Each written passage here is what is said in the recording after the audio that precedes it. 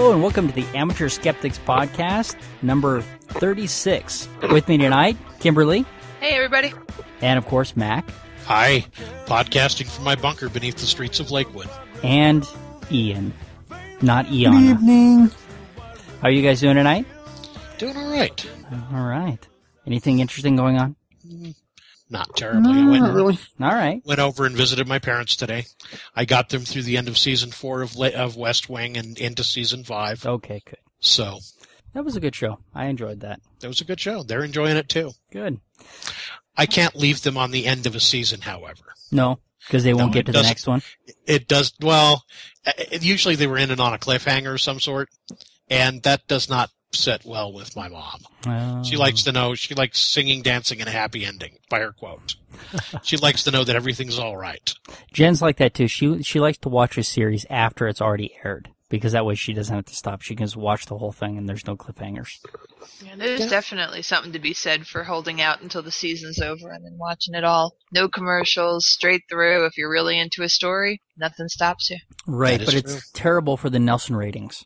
Also True true. that. And that may make the series not survive because everybody's waiting for the end of the season so that they can watch it all at one time.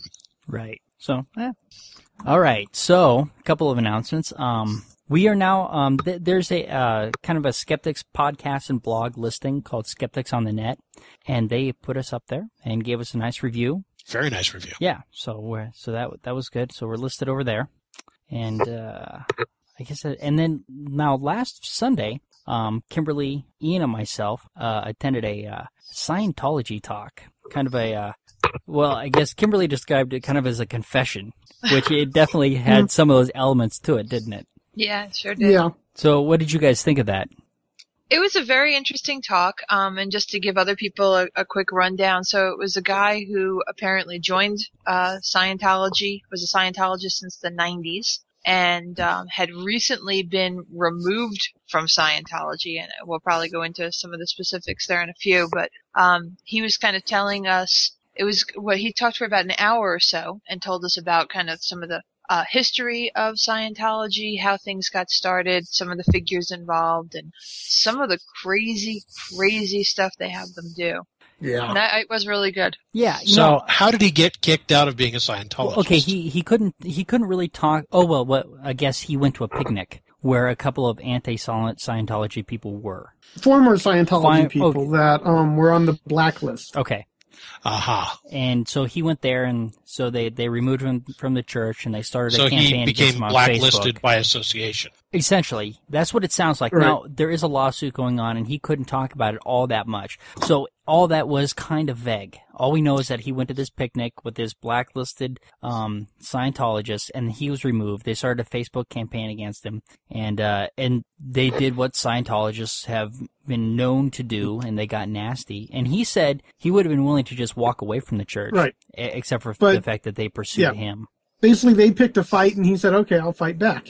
Right. So Okay. so his story was interesting, and he couldn't really tell that much of it. I would say for the most part, the information that he gave, he gave the information, because he didn't get all the way up to where they find out about Xenu and all that. He didn't get that high in the church. So he gave a little bit, the information that was probably the most interesting was, basically the initial test, and then the 240 question test that kind of, that they kind of use to trip you up. And so they have, after they do their initial tests and they use their fancy resistance machine so that they know that you have, what did they call it? The engrams? Right. Something like that. Yeah, so we all have these engrams that we have to work through. So Yeah. The goal of the Church of Scientology is to clean up the world. And they're doing such a great job that he talked about how, on the average, they're lucky to get 2 people cleaned a year. Right. Okay. Yeah. So but one of the things he said is that one of the things that Scientology is out to do is protect the world from atheists. So atheism was certainly one of the things that they were worried about. So, but everybody has all these engrams, and so you go and you get after you take the initial test, that's their lure. They get you in. You take another test. which is like 200 and some odd questions, where they ask you a lot of the same kinds of things in different ways and kind of try and trip you up, and then they use that to show you where your issues are and tell you that you have to get auditing to get through these things, and that the auditing and the is basic. Go ahead. The basic setup is, okay, this is the problem you're really focused on. We'll give you some actual helpful advice that you can use and work through that those problems you're having.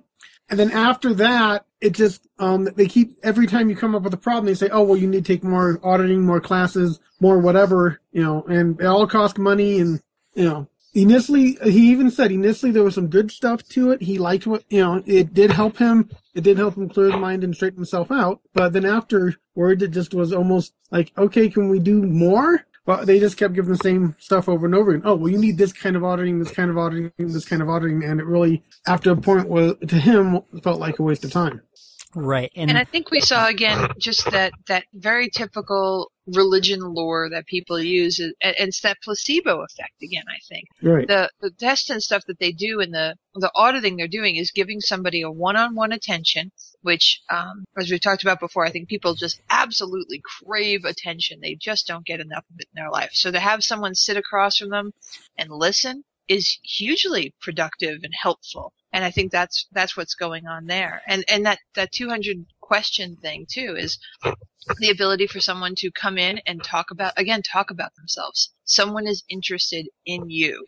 And I think that's the huge selling point right there. Well, that's the hook. But once they've got you in, you go through these auditings, and if you're not getting better, it's you. It's not the courses. It's not what they're doing. Right. No, they do nothing wrong. If you're not getting better, it's you. And this is kind of typical of what we see of a lot of these kinds of things. We see it in alternative medicine. We see it, with faith healing, blaming the victim types of stuff. And they seem to do a lot of that. So they audit your engrams and your wallet, and basically, if the wallet thing comes up deficient, then... And he would talk about that, how they'll come to you and say, hey, listen, you need to do such and such. It's going to cost $10,000. Oh, well, we don't have money. Oh, well, guess what? We have loan forms right here for you. Come on, fill them out. Right. And they get you every penny they could from you. They do everything they could to make sure they're draining you dry of your money. And if you don't pay back that loan, they send out those two guys to break the engrams out of your kneecaps. Oh, they don't care if you pay back the loan or not. You go bankrupt, and they'd be, oh, well, if you don't have any more money, I guess still a member of the church, but we're not going to do any more auditing for a while. But once you get money, we'll be back. Right. And your faith apparently isn't strong enough to move you up the ladder that they talked about. Right. Yeah. So it was interesting. And of course, there's a lot of stuff going on with Scientology right now. One of the global Scientology leaders in Australia, she was arrested. What is her name? Jan Brigham, and for covering up child abuse in the church. So they're starting to get their own. Just like the Catholic Church covering up child molestation and stuff. So they're Well, then they're following up proud tradition. Is there any good press for the Scientologists? I mean, for Christians and all these other people, occasionally there's good press, and there's probably a lot of good press out there. I just probably am not reading it. I'm probably kind of biased, but I don't think that the Scientologists really have any. Is there any good press for them? I think I have heard mention that stuff like the Haiti disaster, they do disaster relief. So they are on the ground a lot like other missionaries and religious organizations when there's trouble, and use the opportunity to go ahead and spread the word at the same time that they are doing some legitimate help. Right. I think there was some famous Scientologist who flew a bunch of missionaries out to Haiti for Scientological reasons. So. Okay, so it just doesn't seem. It seems like most of the press is negative, and what was interesting is how much they censor their the people in the church from the press, telling them not to read the news and stuff like that. They really try and keep them away from that stuff. And what I thought was really interesting is that they had a computer program that people would put into their computer, and it would edit the host file and prevent them from getting to all these anti-Scientology sites. Oh, that's interesting. Yeah. Yeah, basically, they were giving it out and saying, "Oh, here's the program you should load on your computer because it'll help you, in whatever way." And the people would take it home and load it up, and they were, oh, look, that site that I had heard about that was anti-Scientology must have gone down because I can't access it anymore. They weren't told what these were doing to the computers. Right.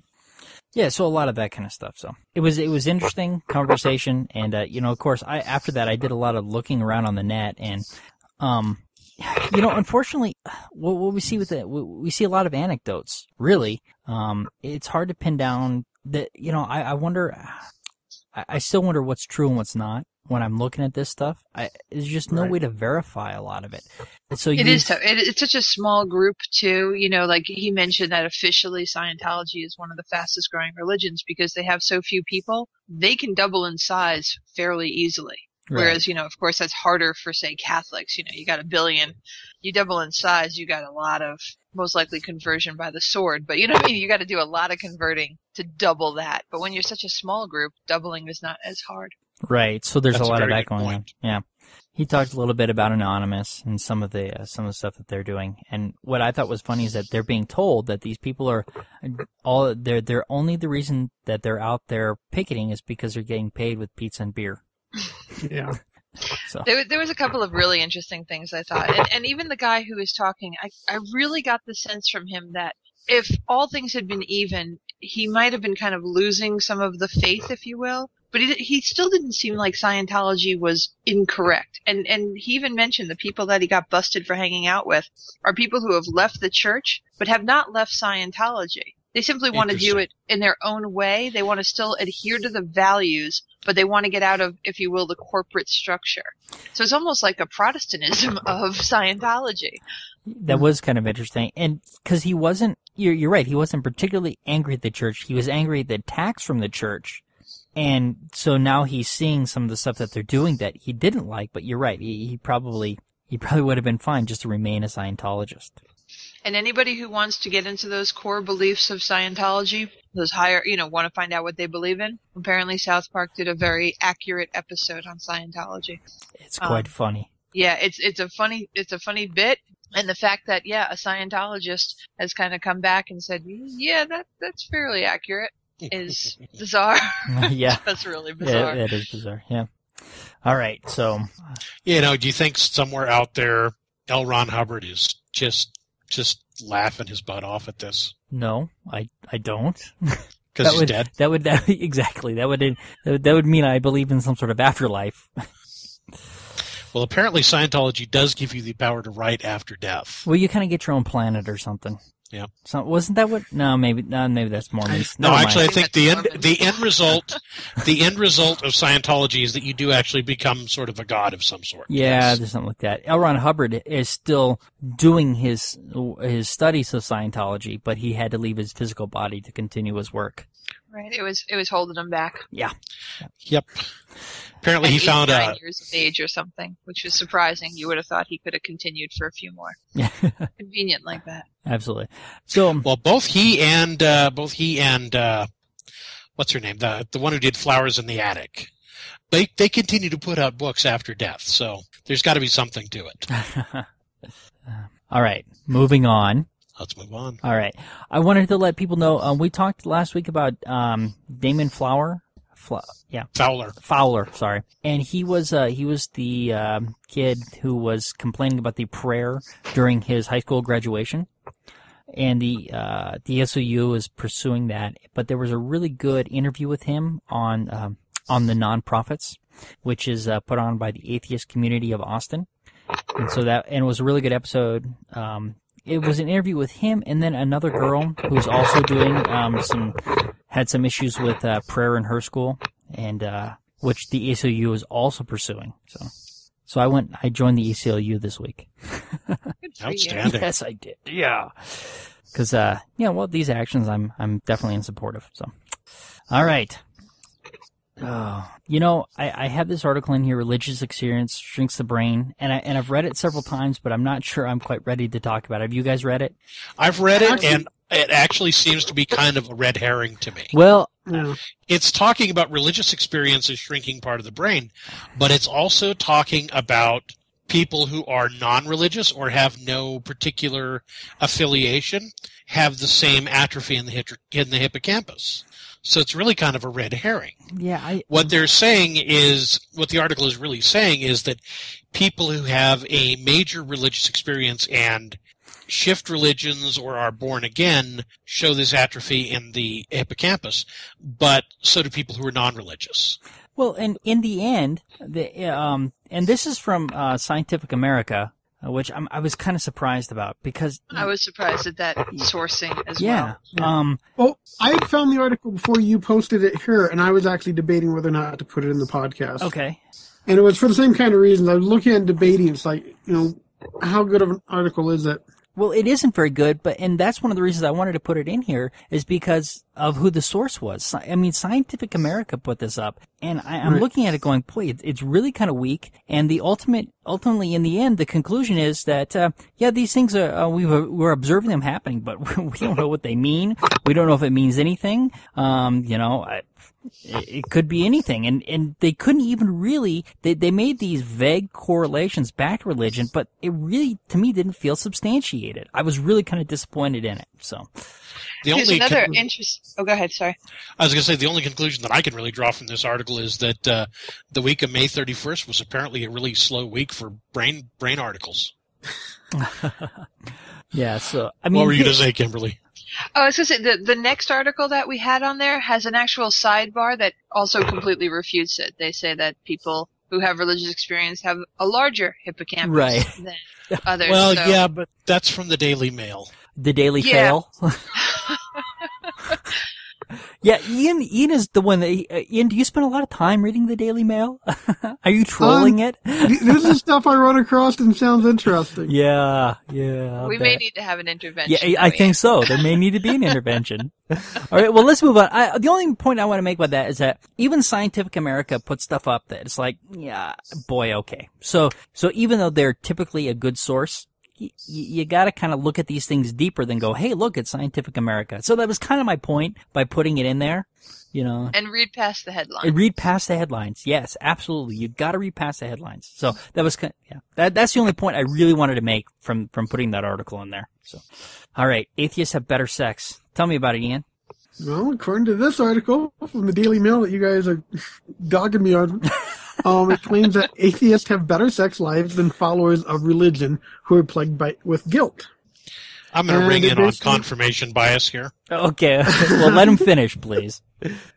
It basically goes in to say that people, believers, even in married relationships, according to this study, do feel guilt after sex and don't feel as fulfilled sexually as non-believers do. And mostly I put it there because it, dealt with sex and religion and atheists. You put it in there because it dealt with sex and atheists. That's why you put it in there. Of course. Of course. But it talked strict religions such as Mormons ranked highest. The average score was 8.19 out of 10 in regards to feeling guilty about having sex. And this is, like I said, this is even married sex according to this. Yeah. It's not, random sex with whoever. It's with, your spouse. And it's talking about how, they feel guilty about climaxing and stuff with sex. And I thought it was interesting. Catholics rated a guilt level of 6.34. Lutherans came in at 5.88. Atheists and agnostics came in at 4.71 and 4.81. So... I was actually surprised to see some of those numbers so high because guilt, it's kind of like it's a guilty sin, and really mostly atheists don't really have a concept of sin, right? I think it's society-wise. Even without the sin part, our society still has some stuff out there about sex, some real weird things about, it does quite often seem like we are supposed to feel guilty about enjoying sex. You look at the negative stuff on condoms and stuff. How many movies have you seen where the guy goes in and he's embarrassed as he gets to buy a condom? That's a common thing. We're supposed to have this guiltiness about, wanting to have sex still. And, I honestly, I think I've talked about some past podcasts. That's part of the problem why we have some of the issues that we do with sex is because as a society, even outside of the religious aspects, we still teach all this shame about it. Well, that's an effect of basically teaching by mass media. The stuff you're talking about, the movies where the guy is extremely guilty and can't even say the word condom and ends up buying something else. Right. Is, it's usually the province of the comedy movie, and usually the person in this question is a teenager or sexually awkward young adult. Yeah, I don't know. I would like to see interesting this, article. I would like to see this. I would like a better source to take a look at this and break it down. How many other articles have pictures of naked people right there? Well, I give you that, but I'd also like to see the questionnaire. I'd like to see what questions they asked, because there's no real way to tell. How did they gauge this? I guess they had people, tell them. Well, it was definitely self-reporting. Well, that's the thing. That's the problem, is that it probably is a lot of self-reporting, and we know the accuracy of that is usually not very good. Well, the other thing on this is the studies, though. We don't know where the original study came from either. Well, yeah, they don't source it. This is the Daily Mail, and they're not citing the study itself. It's not their study. They're just saying a study discovered that non-believers are more willing to discuss sexual fantasies and are more satisfied with their experiences. Yeah, so. Well, I do somewhat believe you've got that. so many. An article like that, it's very believable, even if you look at it critically and say, okay, I want to know more. It's believable because most of this appeals to your bias. If you were a Catholic, would this appeal to your bias, and would you feel the same way? I think it would. The Catholics I know have bigger issues about sex. I think they'd look at it and say, okay, that's a good thing that we're feeling guilty about sex, because that means we're less likely to sin. How dare those atheists? That means they're doing it right, right? Yeah, right. I think that... I honestly think biased-wise, some of the believers would actually like that. Say, okay, you see? That shows how sinful atheists and agnostics are. They don't understand the guilt that you should feel for having sex. I think they don't even have the decency to feel bad about it. I think that they would read the article and feel guilty about looking at the naked couple. But they'd head down to the woman praying in church with the candles. My only problem with that picture is I can't see more of her. That's it. Yeah, I know. My only problem. But still naked people.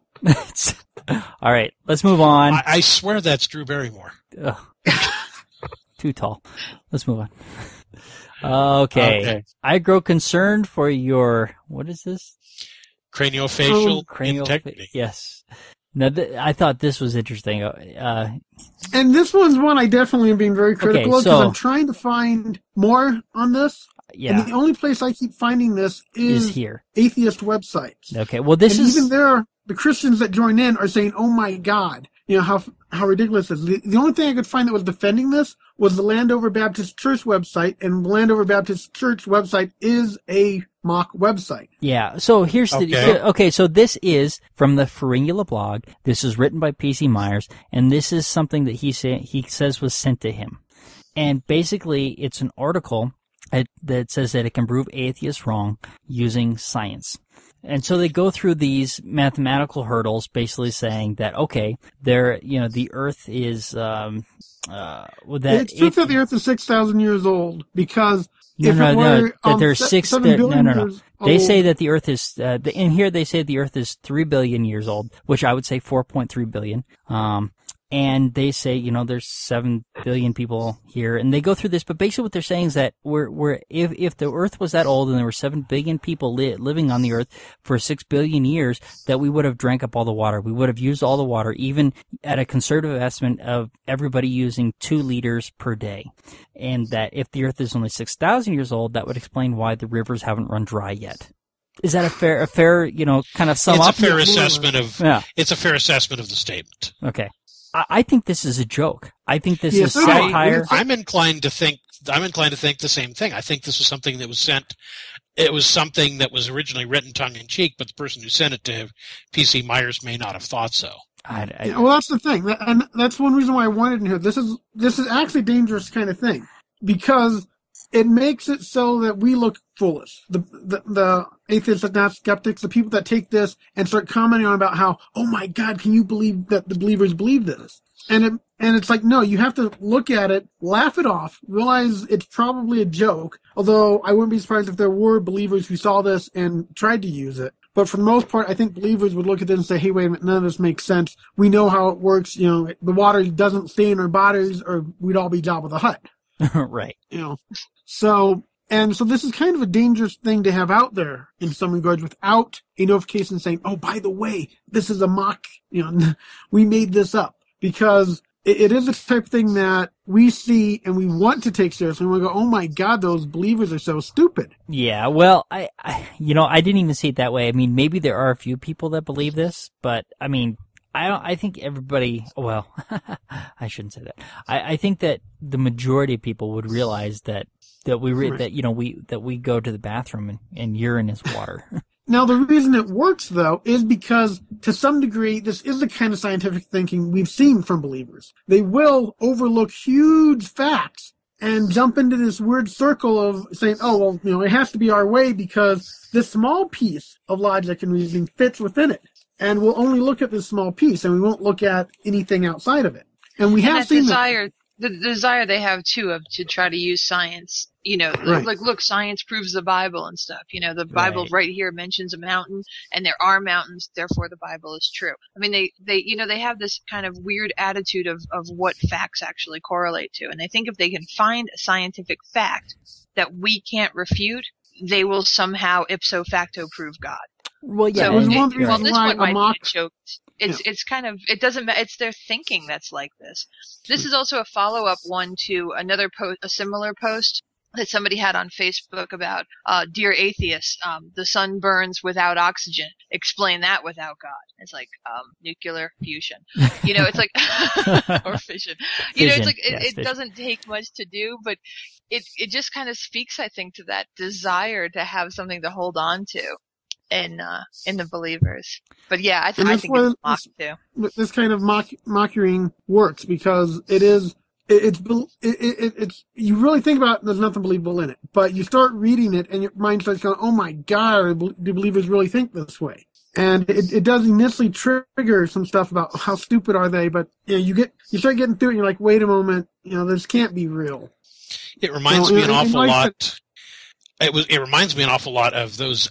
Brian, you sent me a couple of videos by a guy who was doing like a mock Christian thing on YouTube. Edward Current. Yes. Yeah. And it reminds me an awful lot of the same type of stuff that he had on there. It's very, very tongue in cheek, or it seems to be. I hope so. I mean, it'd be interesting to find out who initially came up with this and see what else they have. Yeah. Anyway, it was interesting. I didn't take it seriously, and because but I don't know. I think it's absurd, but I also think the idea of a creator is absurd. Based on what I've seen. So, well, like I said, Brian, I bet you anything there are believers out there who will read that and they will take it seriously and say, "Oh, I have proof." Because there's nothing that suggests it's false. And they will, the way it's written and stuff, it is the type of thing that some people will pick up and run with until they start thinking. Yeah. All right. So, anything else on that? No. All right. So tell me where Luke Skywalker got his cybernetic hand from. Oh, it's not where Luke Skywalker got his cybernetic hand, but it's a bionic hand that was implanted on an accident victim that does actually take signals from the nerves in the arm and can move based upon the signals that the brain is sending. It's talking about the fact that it basically draws its impulses from electrodes planted in the arm. It talks about the fact in here that that it doesn't require batteries, but I don't actually see anything here that says that it doesn't require batteries except in a supposition. So I don't know if the hand actually requires a power source independent of the electricity of the body or not. So does it do the cool sound effects? The banana. I doubt it does that. I how think can they that truly call it bionic? Well, it probably costs more than $6 million too. My wife made an interesting point, which is that this is still pretty much elective surgery. And, where's the money going to come from for something like this until it becomes a standard thing? But I think the fact that we've got something that can actually receive impulses from the arm and operate much like a human hand is a great step in the right direction. Yeah. Someday we'll be able to get rid of these mortal bodies. Yes. I fully support removing any body part that's giving you trouble and replacing it with machinery. And eventually it'll become GoBots. Possibly. That was a good pause there. Yeah, was it? Okay. All right, let's, Ian, tell me about treatment denial. Well, this is actually kind of a follow-up to one we've done before. In fact, the one we've done before is mentioned in this article. Right. And this is in Miss Magazine. It's called Treatment Denied. And it's, to me, it shows how scared we should be of the Catholic Church. Well, okay, but before you get to that point, tell me about the article. Tell me what's going on here. A woman was rushed to the doctor's office. She was 3 months pregnant. Her amniotic sac had torn. The nearest hospital had merged with the Catholic hospital, and the doctors could still detect a fetal heartbeat. And so they weren't allowed to complete the miscarriage. Basically, she had miscarried. The child was not going to survive. There's no way. But not at 3 months, no. So they basically said, okay, well, we can't do anything. If you die because of this, so be it. So they had to travel another 80 miles to the nearest hospital to get the proper procedure done to save the woman's life. Right, and of course she didn't have insurance. It was part of this. So. Now the doctor at the hospital, who apparently was not allowed to do it, gave her $400 of his own cash, so that she could pay for it at the next hospital. Because apparently the doctor didn't necessarily disagree with doing it, but because the Catholic hospital had merged with his hospital and took over, he was not allowed to do certain procedures like that. Right. I can understand if hospitals don't want to do abortions. I get that. But when the choice is between saving the mother and saving, well, in this case, it wasn't saving the child's life. It was going to die. Right. Yeah. The choice was between saving the mother's life and waiting for the child to just die as it will within a few hours, which would probably kill the mother as well. Right. So in these kinds of cases, this is really, I think, goes against the Hippocratic Oath. I think so too. And so I think, really, it goes against what these people are going to school for. When they get their medicine degree, what they say, the morals that they say they're going to uphold, it goes against them in these kinds of cases. Well, I could make an argument here that not assisting with the miscarriage actually goes against God's will. But we have talked about this stuff before, and it mentions. I'm pretty sure it's the same one we talked about. It is where they had to perform. Basically they either had to take the child or lose the child and the mother. Right, and they said go ahead and take the child, and the nun involved was excommunicated because of it. She saved a life, but hey, how dare you save a life by killing another one that was going to die anyways. Yeah. So, and it talks about some other issues like that becoming common now, it seems, because it seems like the Catholic institutions are trying to take over a large chunk of the medical business here. And it's scary. It really is. And the sad thing is that they've got such an inflexible religion that there's no leeway. Well, the other thing is that they're pushing their morals onto other people who have not accepted their morality. Exactly. And this isn't even, to me, a moral question. This is a common sense question. Well, no, save the mother's life. The kid's dead already. It's a regretful thing. I don't know. I think it is a moral question. I think to not help this person and to let them die because they're trying to save the fetus is immoral. Okay. Yeah, well, they're not even trying to save the fetus. Well, no, they're not. There's no way that a 3-month term can survive. There's no way there's not even a chance that that's a premature. That's something that absolutely positively cannot survive outside the womb. Right. And so with the amniotic sac torn, what they're doing is prolonging the death. They're not saving the life. Well, and they're risking they're risking a person by doing so. So yeah, I don't like it. Well, it does. It brings up the point of how you define a person, and we've had the laws that they've tried to put on the books here in Colorado. I think almost every election term in the last few, they want to define a human being, a person, as a fetus. And I think there almost needs to be the opposite have to go on and say, a person does not include a fetus, so that when it comes down to who do you save, it's very clear that you save the person. Right. The problem is we're dealing with people who think that clump of cells is a person. They want to define personhood from conception. Right. the way those laws read, any doctor performing any kind of artificial insemination stuff should be arrested then, because they make a lot of eggs, and they take a couple of the ones that are viable and put them up there. The rest of them are officially called medical waste. If those kind of laws were passed, no doctor would dare try the in vitro fertilization stuff, because, wait a minute, we're breaking the laws every time we do that. Sorry, you're just going to have to live without being able to have kids. Well, and a woman better not have a menstrual cycle either. Ooh. It does go on to a lot of very, very silly things that, I think really destroy their argument very quickly. But, again, it's the fact that we allow this kind of crappy thinking to go on, that, we even have to, what's the word, respect their beliefs or whatever. And, and when it comes to hospitals especially, like, Brian, you mentioned earlier, you sounded like you were kind of alluding to the fact, well, it's their hospital, they should choose what they want to do and not do. And I believe that in a personal business, if you want to run your own business and have whatever rules you want within the confines of your store and serve only these people or not these people or whatever, I think free market will basically run you out of business if you're crazy about it. But we're talking about hospitals, and they don't follow the same kind of thing. Right. And so we live in Denver, so it's not a big deal. We have choices, but a lot of people don't have choices in situations like this. That's a good point that I did not think about. I didn't think about the fact that this may be the only hospital these people have access to.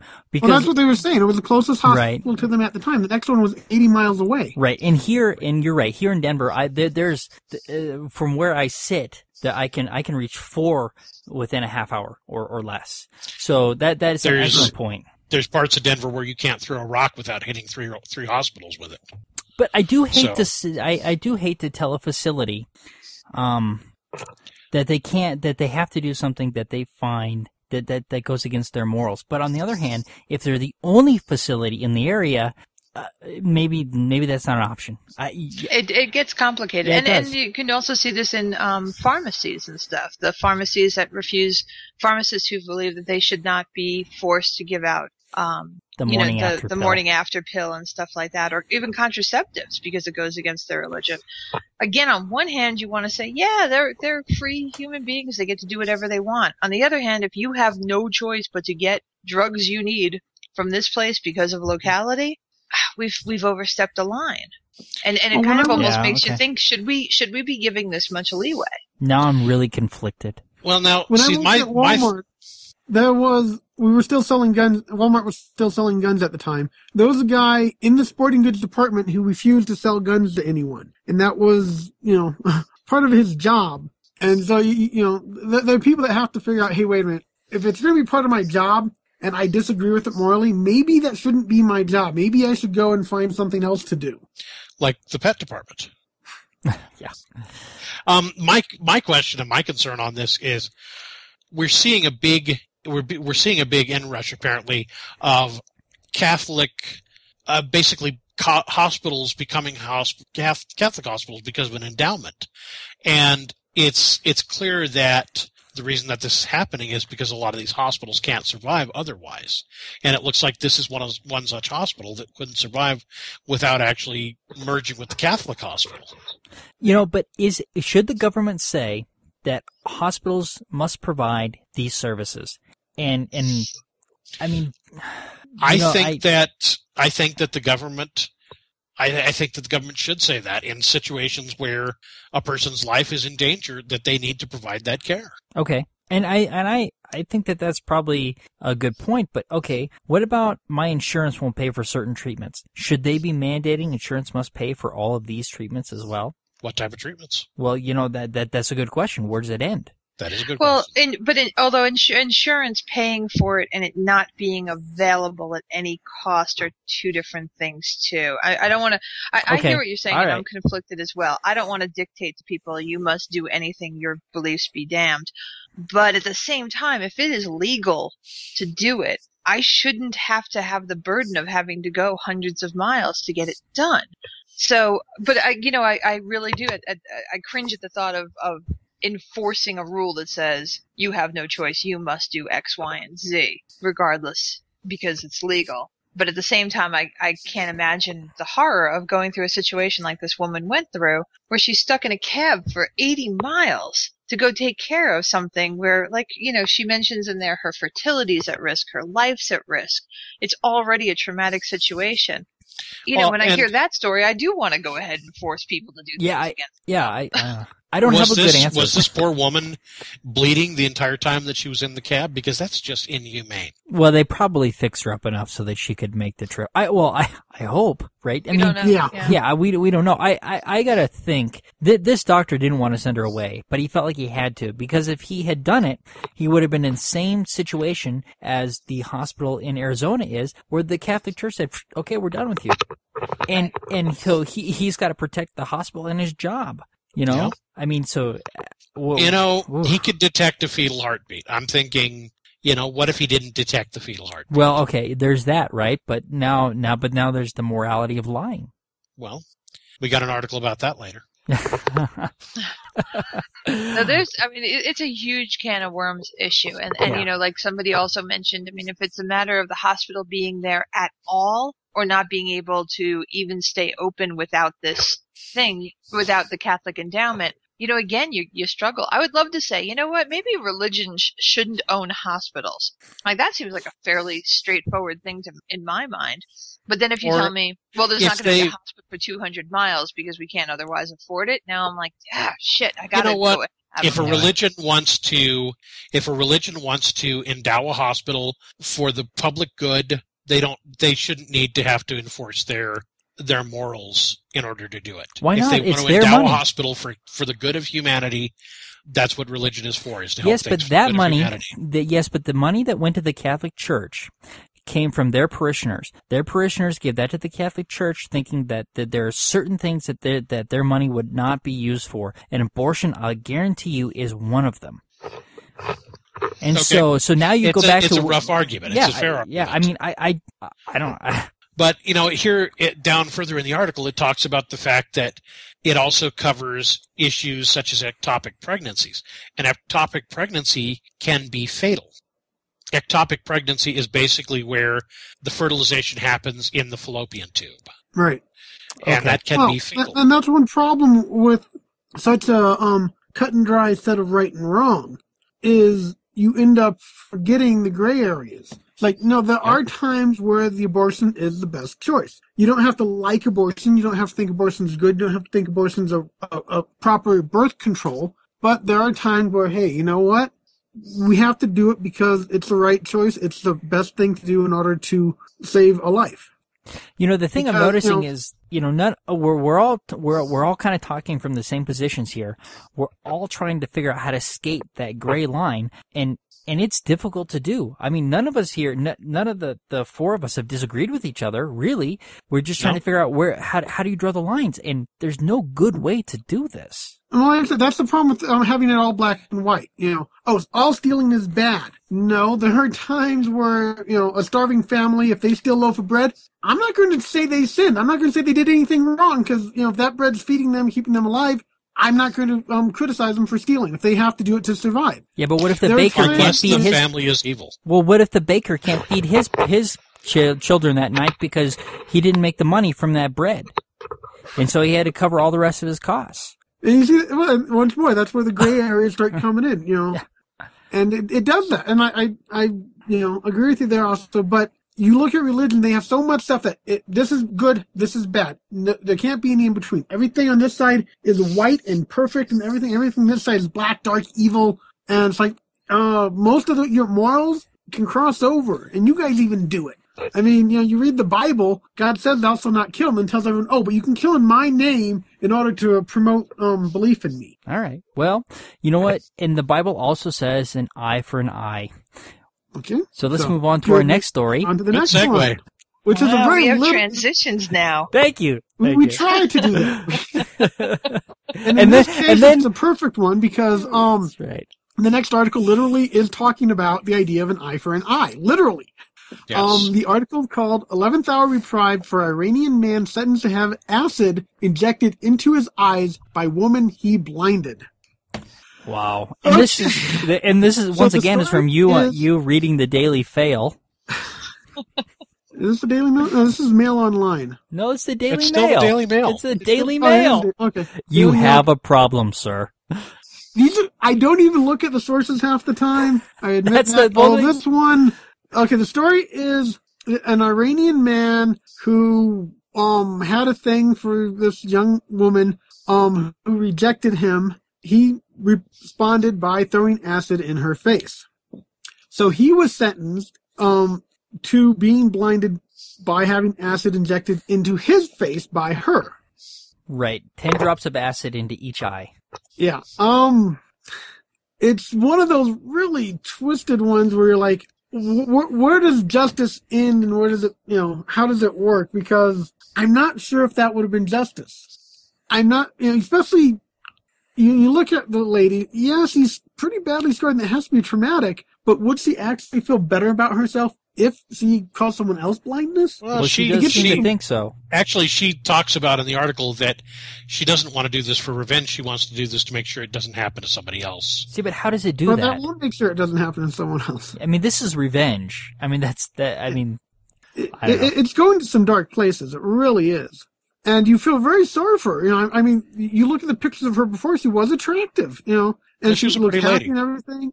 And, it's really sad what happened to her. There's no doubt of that. It's traumatic. It's horrid. There's no doubt at all this guy needs to be locked up and not allowed into civilized society because, he might be dangerous. But just blinding him isn't going to stop him.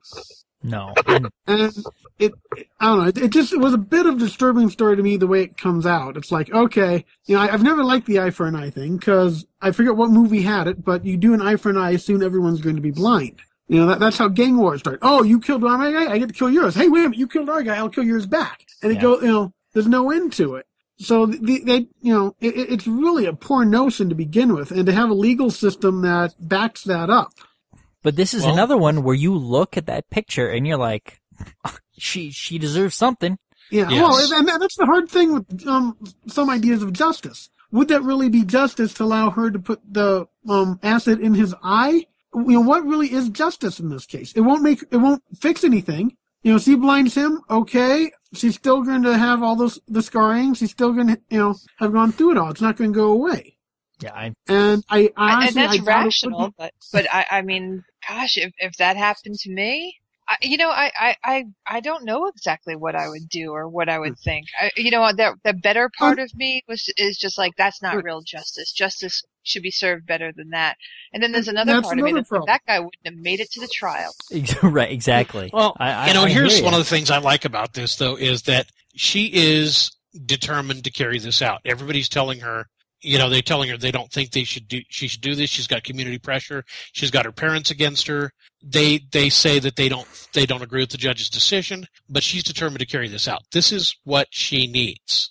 I don't know if it'll make her feel any better, but it's what she believes in. It's what she believes in. Yeah, it's what she believes she needs. I honestly, I don't think it'll make her feel better. I would think afterwards, nothing would have changed. Her whole life is going to be the same no matter what. But by doing it, I would hope she has enough humanity left that she would actually have a level of guilt there for doing it. The other thing is that, remember, we're coming about this from an her American humanity's in perspective. But we're coming at this from I an would American question his humanity perspective. before I'd question hers. Well, there's no doubt of his. But I'm saying after she's done it, if she really has a sense of humanity left, what kind of guilt is she going to have to live with for the rest of her life? Still not seeing where her humanity would have gone. Well, I don't know. But here's the thing: is that this is the law of the land. Right? Yeah. This is not a surprise to him. He lived there. He should have an idea of the repercussions of that society. What did he expect to happen? I mean, we don't know what he's saying about it. Maybe he's saying I deserve it. I don't know. This is another one that's difficult. We don't have all the information here. We've been given a limited amount of information. This article has definitely made it skewed to make us, feel sorry for the victim. We don't really know much about the other side of this case. Maybe there's a lot more to this than we realize. I mean, it definitely seems very much like, he malicious. But man, I'd like to hear the other side of this before I would cast judgment. I think it just brings up those, just the same way that the church owning the hospital kind of thing just brings up how cloudy and an area ethics is. You know, we all seem to think we know what it is. We all seem to know what right and wrong is. We don't really have any question that we know what right and wrong is. But you can really feel for this person. You can really understand. Like I said, if I was in this situation, I would think that my base instinct would be to want to blind this guy. I can understand where she's coming from. I don't know if it's the right thing to do, but I get it. Oh, and I'm coming from a spot. I'm coming from a spot that says that in Iran, anytime a woman gets justice for something, clap. There's that too. Yeah, that's a good point. All right, can we move on to something a little lighter, please? Yeah, a little lighter. Jeez, Bigfoot's lighter. Way too heavy for a summer day. Yeah, man, Ian, you get the award for like morally depressing for the week. Yep.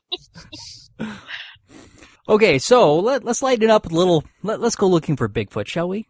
Yay. And Why? and I've been looking for Bigfoot for the last, like, at least 2 weeks. You have? Yeah, absolutely. I You started. still haven't found him? I still haven't. Oddly enough, I still haven't Bigfoot. found. But man, I have found lots of fuzzy pictures. Well, Bigfoot is reported to be fuzzy, so the pictures probably are accurate. No, one of these explains that because Bigfoot crosses over from another dimension, you can never take a clear picture of him. Yeah. Okay. So here's this one is Channel 7 News from here in Denver, and this one caught me because I look for like Bigfoot stories in Colorado and everything, and this one showed up. This one is from Colorado Springs.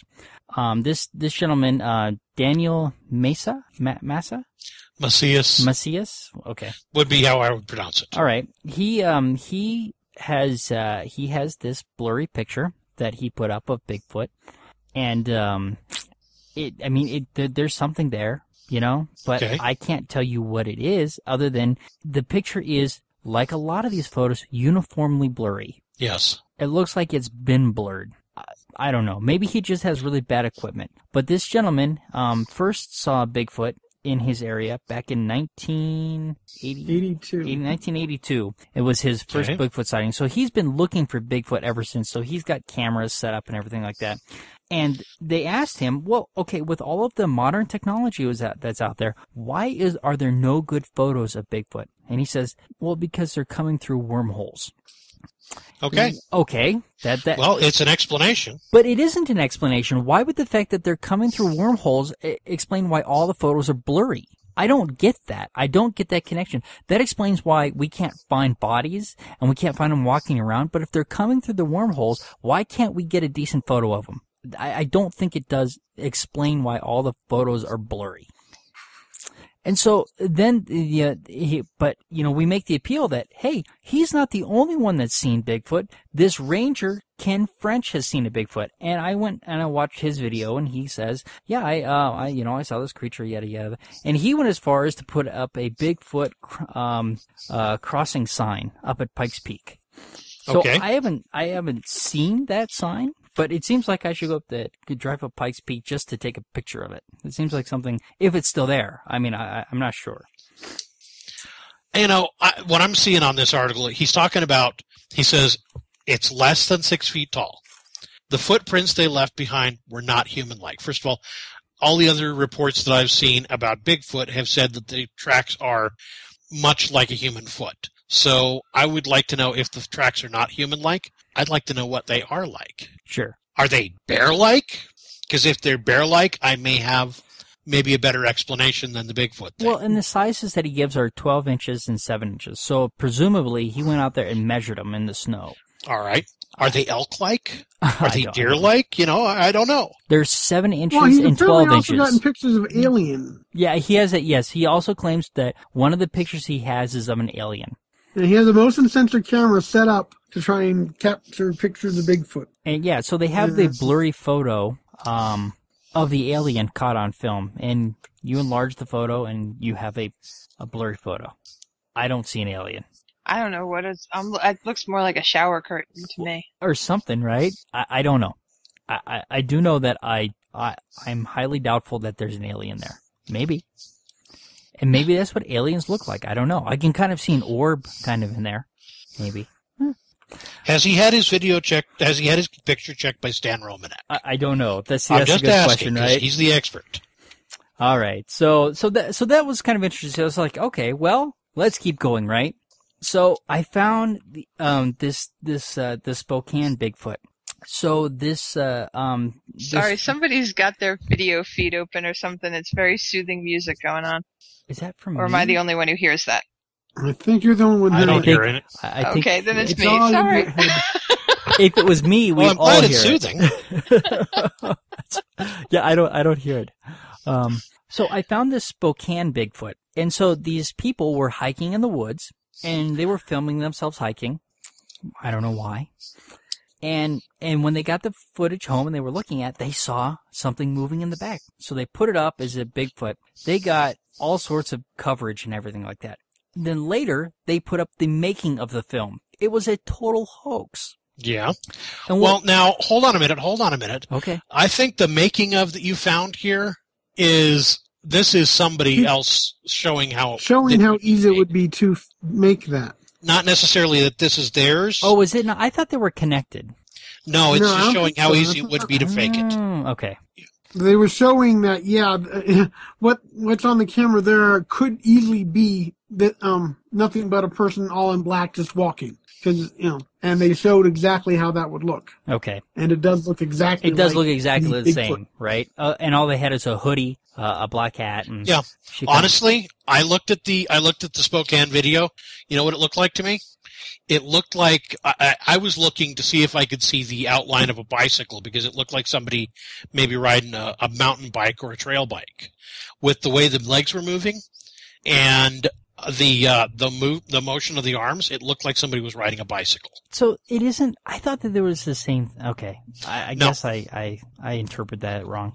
Anyway, it does kind of look like just somebody walking through the woods in the background. Yeah.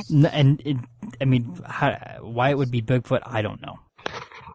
Yeah, why assume that it's Bigfoot when the more, Occam's razor here. The most likely explanation is it's somebody walking Right. Yeah, but that's boring. or biking. Boring. You get Alright. videos with some weird little guy in the corner. It has to be something unique. Remember a ghost video from the cemetery? Yes. Yeah, of course that had to have that been can't be just a paranormal. kid climbing a tree and drop down from it. It has to be a ghost. Exactly. So the next one was the Marble Mountain Bigfoot that I found, and this one's interesting because they do kind of a the video is. Uh-oh, there's a problem with the call. We lost Mac. No, I'm here. Oh, I'm here. Ian. I think we lost Ian. Yeah, it's trying to recall Ian. Looks like he's back up. All right, are you there, Ian? Ian, you're there? I think Bigfoot Clearly got him. abducted by Bigfoot. Yeah, exactly. Yeah. Sasquatch is sodomizing him in his basement even as we speak. Says he's online. Is it trying Well, at least we know from the earlier article that he will be guilt-free and enjoying it. What? Sorry. Oh, My computer drops me out. You guys are talking about what now? We were talking about the fact that I could hear you being sodomized by Bigfoot in your basement. Okay. You don't seem to have screamed yourself too hoarse, so I guess you're all right. yeah. So have you guys watched this video? I've watched it, Okay. and I would have to say that what they found is clearly a debris shelter constructed by By Bigfoot. some unknown creature, but could possibly be, I don't know, leap in logic. Humans could have constructed that. You think? Would you say that because of they might have found somebody's hunting blind.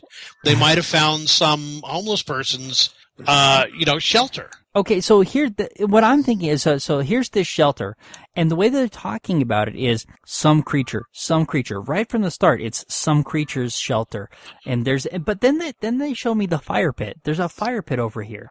So Okay. Bigfoot has fire. But they said there's no evidence there's ever been fire in it. So why is it a fire pit? That's a There's good never question. been fire Right? in it. Why is it a fire pit? It definitely looks like a fire pit. It does, but apparently, according to what they said, there's no evidence there's ever actually been fire So in the fire pit. Bigfoot built the fire pit but never used it. Right. I didn't know He Bigfoot. probably just entertains there on the weekends. There you go. When he wants some cue. Yeah, so they're looking around this shelter, and then all of a sudden they see it on the ridge. There's They Bigfoot see it on the ridge, and it looks an awful lot like a guy in a jacket to me. But, clearly they were on the scene, so they were more in a position to tell that it was something furry with long arms. But they had to zoom way in. You really couldn't see it from the naked eye. I mean, when you're looking at the ridge, you can't really see anything, so you have to zoom in hard, and they have something up there. And, of course, he's angry, he's jumping up and down, this and that. He looks to me like he's walking down the hill. That's kind of what it looks like. And so what's interesting, though, is that why they didn't try to get closer. They didn't try to get a better picture. It's blurry. If he was angry and coming down the hill at them, they didn't try to get away either. Well, that's true. They're just going to let Bigfoot walk towards them.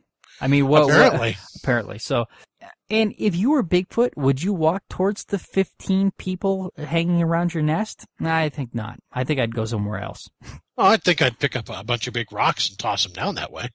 Are you a Wookiee or a Bigfoot? Okay, I'm picturing myself as Bigfoot. No, I'm thinking I'd throw rocks. Oh, okay, all right. But what would Chewie do? That's what I want to know. What would Chewie do?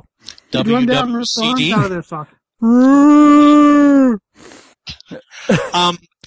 The only valid point I thought that they had there was that the pieces of wood that were broken off.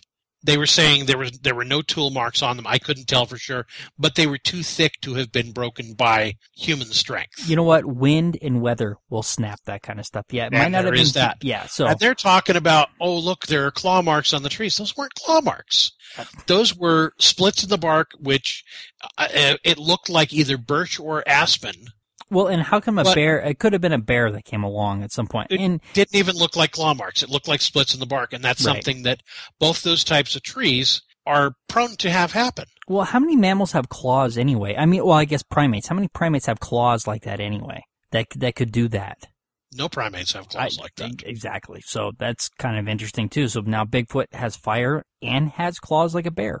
Yeah, and there's another explanation that we haven't looked into. Wasn't one of these articles talking about how basically? I saw an article talking about how these creatures basically become whatever we think they are.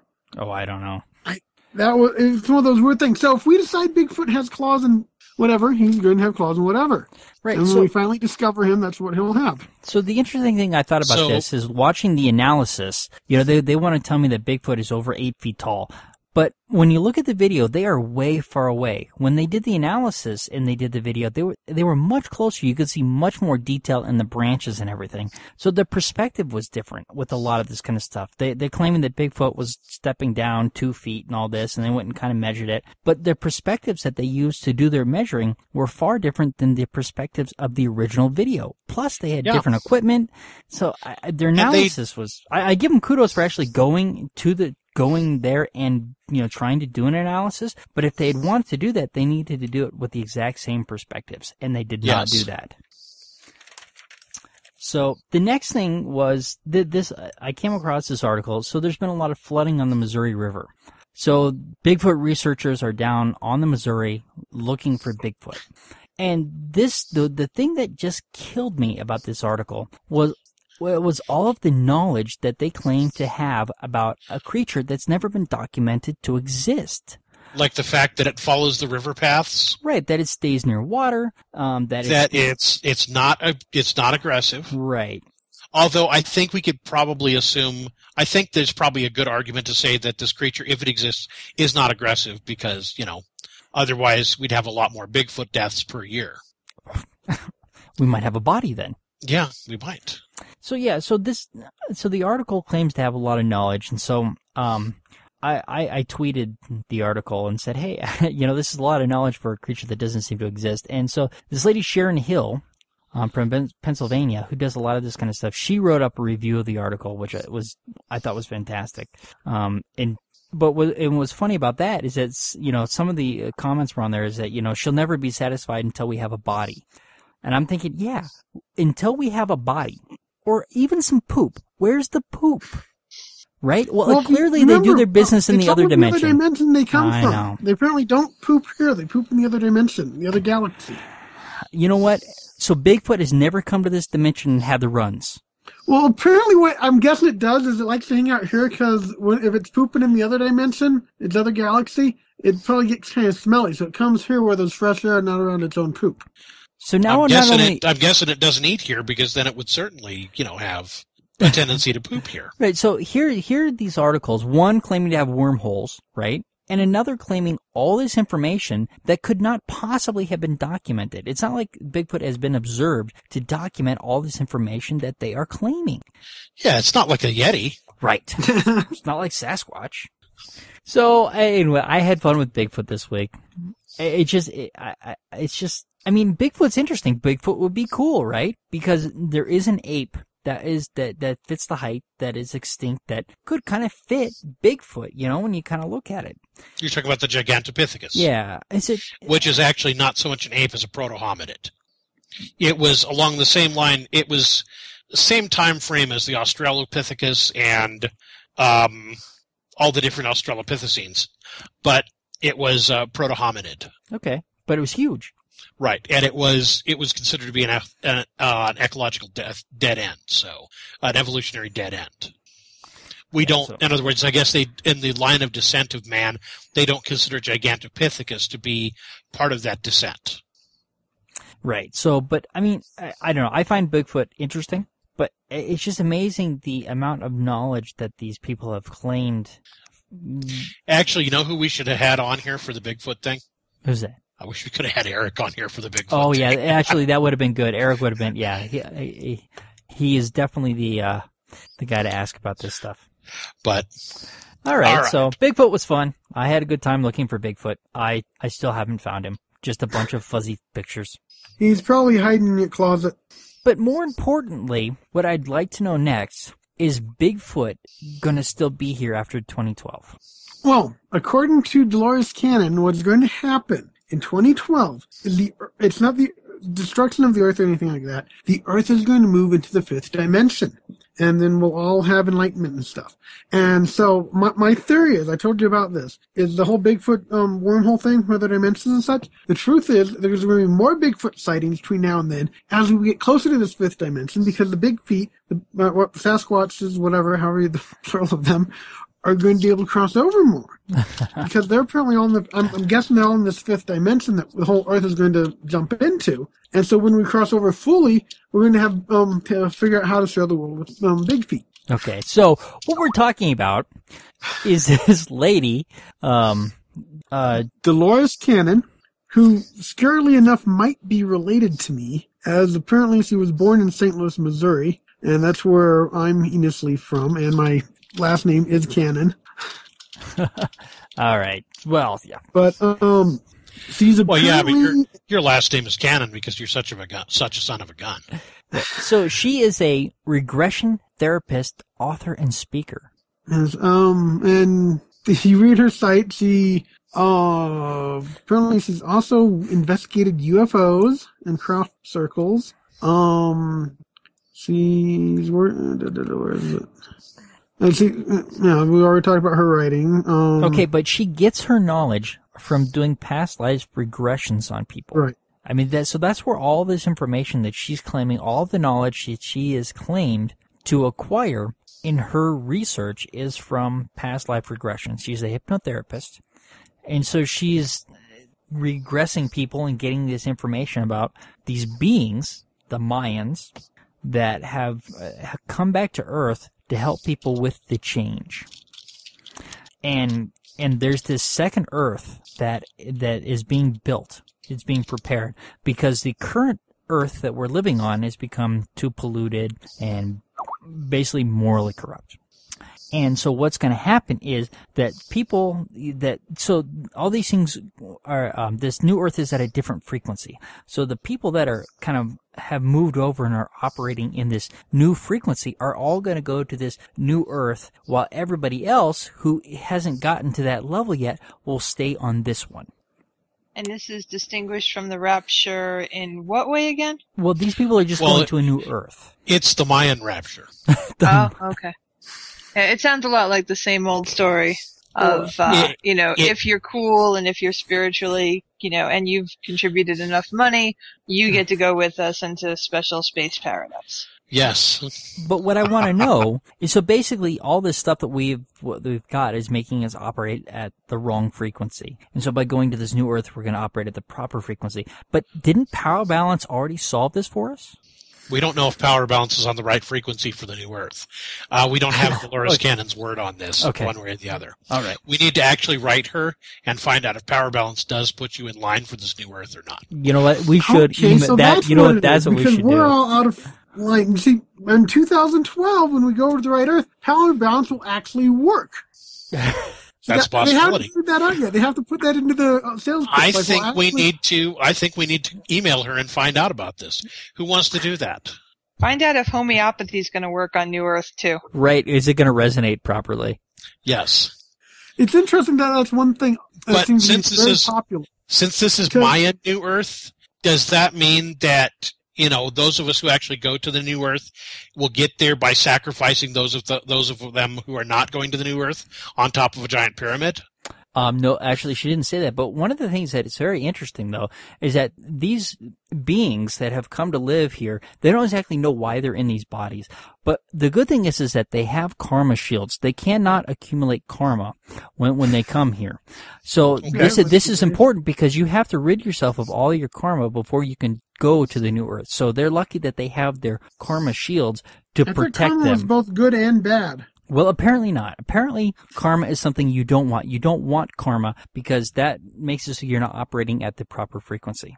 So you have to shed yourself of karma. And one of the things that will get you karma, so Kimberly, you're in good shape for this, is kids. You get lots of karma from having kids. So if you don't have kids, you're going to have less karma than some of the rest of us. Man, my plan worked out. Yes, you were in good shape. Does power balance make a karma shield?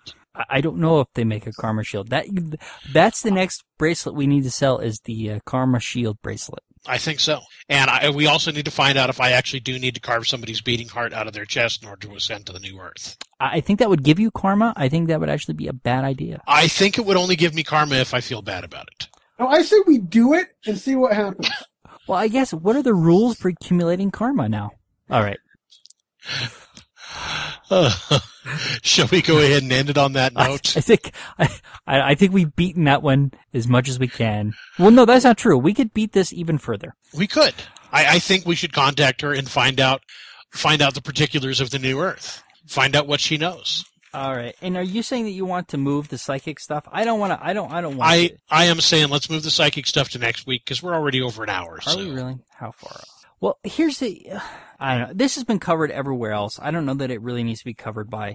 I'll do it real quick. It basically, this lady called in a psychic tip to a county in Texas, and they have to respond to every tip. And so they went out and they responded. They didn't find anything at the first house. The lady calls back and says that no, you got the wrong house. No, she's a psychic and she had a vision. And she was able to accurately, talk about, I guess, the inside of the house or something. And so they went back to the second place. They found blood on the porch, and there was a rotting smell. So they thought, okay, so they had enough circumstantial evidence that they, were able to get a warrant and do an investigation, which they were able to do. The blood was from the daughter's ex-fiance who was AWOL from the Army. One of the armed services and is now in a facility, and so that explained the blood. The rotting was, I guess, some rotting meat in the freezer, so that explained the rotting. So basically, they didn't find anything. So now the question is, who is this anonymous tip coming from this psychic? I don't have a problem. I guess the police have to respond to every single. I mean, they were given a tip. It seemed like she had information. They had to check it out. So I don't have an issue so much with them following a psychic tip because who knows that this was really from a psychic? The lady could have just been calling in. She may have had information and just not wanted to tell them how she had that information. Yeah, right? And the tip has to be followed up. Right. So they did that, but the thing is that the tip turned out to be completely false, and this is the problem. So now they apparently, she's disputing that she ever said that there was a mass grave. That she's saying that these people are being held. The initial information says it was a mass grave. So whether they're being held or not, nobody found these people, and she's saying the police aren't responding to the actual information she gave her. Yada yada yada. Well, they're saying that the call said that there were mutilated bodies, right, including those of children. Which she disputes. So they were mutilated, but she didn't say anybody was actually dead. Right. So apparently it's a 48-year-old grandmother. I don't know why grandmother was important, but they felt they need to put that in there. But they didn't give a name. It humanizes her a little bit. Yeah. So anyway, I think here's the thing: is that this was a false tip. It needs to be prosecuted. I don't care if it was a psychic tip or not. And she's upset because she's like, I'm being persecuted for giving this tip, and you should feel good about giving tips. Well, you should feel good about giving tips if you have actual information. If you're giving false leads, there should be repercussions for that as well, because we can't have the police acting on false leads all the time.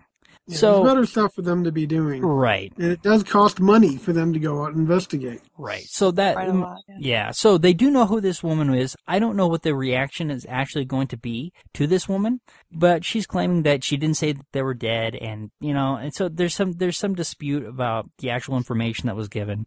I've been following the story, but nothing really new has come out. Other than the tip was from a psychic, it didn't pan out. They now know who the woman is, and so yes.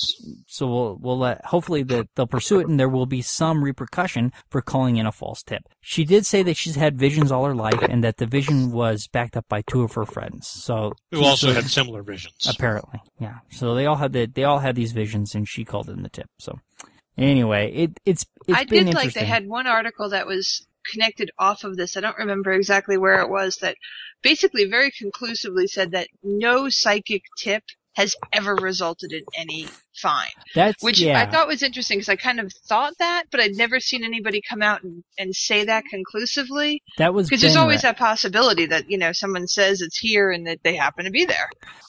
I don't think that there's evidence to show that a psychic tip has ever demonstrably helped to solve a crime. And that would the article you're talking about is from the Center for Inquiry, and it's off.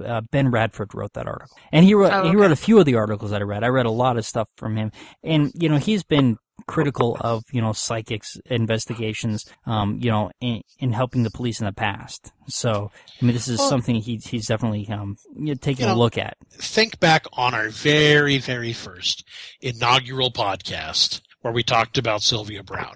And she had told this family that their daughter was alive. She was working as a stripper, and when they actually found the body, they found the remains, they were able to determine that she'd been dead for several years before Sylvia Brown made her prediction. Right. Well, and then there was another one where Sylvia Brown had predicted that the woman was dead, and they found her being held captive in a backyard for 18 years. Uh-huh. Well, and then, of course, there's the whole thing with, not a crime tip, but the whole thing with the miners and Sylvia Brown. Right. And she backpedaled on that and said, well, I don't see how anybody could actually be alive there, after they reported that only one of the miners was actually alive. Right. She comes out and says, oh, they're all going to be fine. And then they give her the information. Well, actually, the information just came in that they're all dead. Oh, yeah. Well, yeah. Except for one. Come on. That was really, and the person who was interviewing her at the time really just gave her a lot of slack. And I don't know if he was just giving her a rope to hang herself by, but it was, the Art Bell show, so probably not. Yeah. So that was pure belief. Yeah, I think you're probably right. Being generous again. All right, so I didn't want to wait till next week to cover that, because it's been covered to death, and we certainly don't need to talk about it again. There's another one that I put in here that's related, the Holly Bobo, where psychics are all clamoring to to give information on. So, and so that's it. Call this another one in the can? Let's call this another one in the can. Say good night. Mm-hmm. Good night, Gracie. Good night. Good night, and thank you for listening to the Amateur Skeptics Podcast. Till next time. Thank you for listening to the Amateur Skeptics Podcast. For more information about the Amateur Skeptics, go to amateurskeptics.com. To send us feedback, suggestions, or big flaming insults, feel free to contact us at WTF@amateurskeptics.com. Other contact information can be found on our website. You can leave a voicemail for the Amateur Skeptics Podcast at 720-295-7785. Music for this podcast was provided by OFM. To find out more about OFM, go to myspace.com/OFMHQ. This podcast is released under a Creative Commons, No Derivatives 3.5 license. Thank you for listening to the Amateur Skeptics Podcast. Amateur Skeptics website, Facebook, and Podcast album art is provided by and copyright Shadow Knight Digital Portraiture. Larger prints or custom pieces are available upon request.